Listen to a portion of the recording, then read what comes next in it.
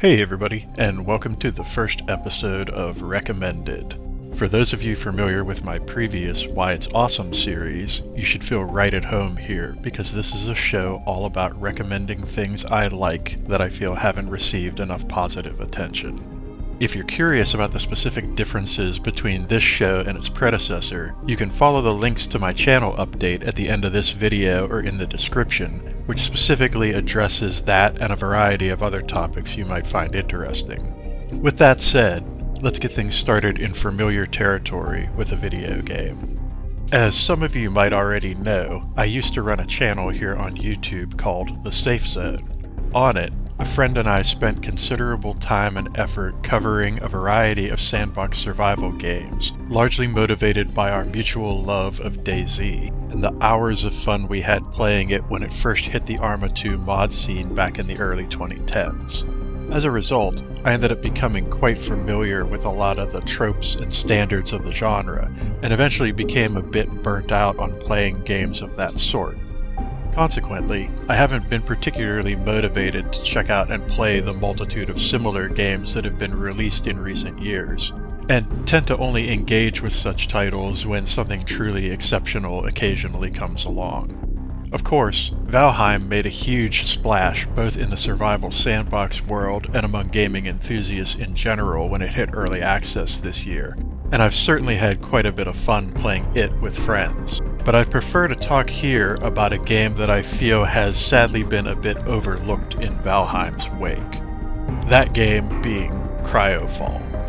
For those unfamiliar, Cryofall is a top-down, open-world sandbox survival game with a bit of a quirky, hybrid, post-apocalyptic sci-fi aesthetic. The thing that really stands out about this game to me is the amount of effort and detail that's clearly been put into just about every aspect of it. In my experience, this really is the sort of title that an individual or group of friends, or enemies, could get lost in for an extended period of time, discovering all its secrets and gradually peeling away its many layers of content and mechanical depth. In my mind, one of the big problems with many of the games in this genre is that they never fully mature, or reach what I would call a reasonable state of completion. For me, Cryofall is a rare, wonderful, and noteworthy exception to that, having successfully exited early access in a refined and polished state, with few if any flaws beyond the realm of personal taste. So, if you're a fan of this genre, or indeed well-made video games in general, I highly recommend giving Cryofall a try. That said, let's talk about a book. If I were forced to make an ordered list of my favorite bands, the ones who've had the most influence and impact on me as both a musician and a person, The Cure would absolutely make that list, certainly landing in the top 10 and quite possibly in the top 5 or 3. As such, I find it really easy to recommend Cured, The Tale of Two Imaginary Boys, Lol Tolhurst's interesting, insightful, and often touching memoir that was released back in 2016. One of my biggest struggles since becoming a published author myself in 2017 has been finding the time to read other people's works. That's something I've been making a sincere effort to address recently, which I hope will be reflected in future episodes of this series. But I wanted to use this example to make a point about content consumption. I read Cured in 2018, 2 years after it was published while on vacation in North Carolina, because that was the first real opportunity I had to do so, having been completely swamped with other concerns and commitments from the time of its availability until that moment. Fortunately, I managed to avoid any information about the book beyond its basic premise, so I was able to experience it in much the same way I would have if I'd read it immediately upon its release. That caused me to fully recognize what a shame it is when any sort of content gets lost in the shuffle. For me, this book was just as relevant and poignant in 2018 as it would have been in 2016, and I have no doubt that it would have remained so even if I hadn't gotten around to reading it until now. Of course, your mileage may vary. If you're not a music fan in general, or a Cure fan in particular, you may well not find it as engaging and thought-provoking a read as I did. But I do think it speaks to the overall quality of the effort that when I sat down to consider the first book I wanted to talk about via this series, it immediately popped into my mind. That being said, let's talk about a movie. Without a doubt, John Carpenter is my favorite film director. I've seen just about everything he's done, in some cases many times, and I have what I like to think of as a deep, totally healthy and reasonable appreciation for his films. As much as I love most of them, including the most popular titles like Halloween and The Thing, Prince of Darkness is by far my favorite.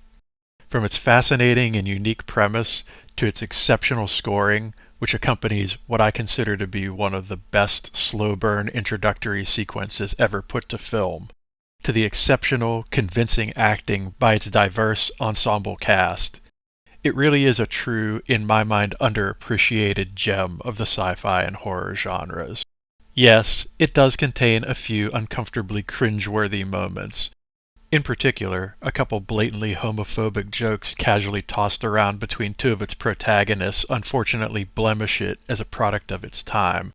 But, for the most part, the vast majority of the film's content rings true and still resonates with me even decades after first seeing it. As such, I highly recommend Prince of Darkness to anyone who doesn't mind potentially being a bit freaked out. Also, a huge shout out to Peter Jason, one of my all-time favorite character actors, for his awesome improvisations and committed performance in this one. My man seriously injured himself plowing into a barricade for a seconds-long scene just to make it more believable, and his impromptu trumpet solo into Dennis Dunn's ear never fails to make me smile every time I see and hear it. Well done, sir. Finally, let's talk about some music. As a musician, I have a sort of love-hate relationship with jazz. On one hand, I have a sincere appreciation for the techniques and ethos of the genre, despite occasionally being annoyed or frustrated by its, in my mind, somewhat overly indulgent and more meandering aspects that it sometimes manifests. Generally being a more ardent fan of compact, precise, and tightly crafted song structures. That said, I do often come across jazz or jazz-influenced projects that I find interesting and compelling, and that was definitely the case with this year's collaboration between Floating Points, Pharoah Sanders, and the London Symphony Orchestra, called simply Promises.